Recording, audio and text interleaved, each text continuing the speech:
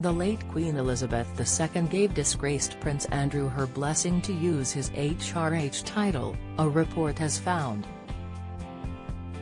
The Duke of York, who officially had his military titles and patronages given back to the monarch after the Epstein scandal, was said to be permitted to use the title privately.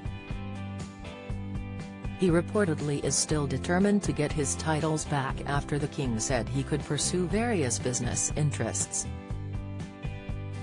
The prince is said to have longed for his titles for months, having asked the late queen to reinstate him as Colonel of the Grenadier Guards last year. According to an unnamed source, Andrew successfully managed to convince her to allow use of the title discreetly after many private conversations with the Queen at Windsor Castle. The source told The Telegraph, "She was always in his corner and he had her ear, of that there was never any doubt. He was not stripped of the title and was still able to use it privately. He talked her around and she agreed." Andrew is said to be remorseful about his perceived misdemeanors but has thought of himself as hard done by for being sacked as a working royal, although he was never found guilty of a crime. The Duke of York paid Virginia Giuffre more than £10 million to settle a civil case, but his lawyers made clear the outcome was not an admission of guilt. During the Epstein case, the late Queen was reportedly one of Andrew's biggest supporters. He was widely known as the favourite son and has shown very public displays of affection to him, such as walking into Westminster Abbey for Prince Philip's memorial service last year.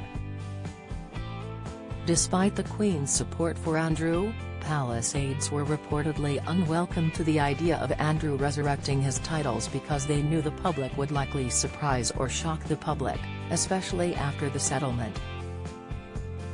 A plan to test support for Andrew was stopped and any prospect of another plan was nullified by the Queen's death, according to The Telegraph. King Charles is also said to be unlikely to support the revival of his titles because it could suggest Andrew is back in the royal fold and as a result threaten the royal family's reputation. However, he is thought to be supportive of the Duke of York, who he knows is ostracized and lacking purpose, and has held talks in recent weeks. He has reportedly agreed to let Andrew pursue some business interests to keep him occupied and allow him to make some money. The Duke has welcomed Charles' concessions but argues he should still be allowed to have his HRH titles. But members of the public have remained frustrated Andrew has even been allowed to attend public events at all, let alone get his titles back. The disgraced prince made a surprise attendance on the royal family's Christmas walk to church in Sandringham, despite reportedly being kicked out of the family days before by the king. At the time the Duke was told he could no longer use Buckingham Palace as office space, which effectively severed his ties as a working royal. One source told The Sun, "Any presence at the palace is officially over, the king has made it clear. He isn't a working royal. He's on his own."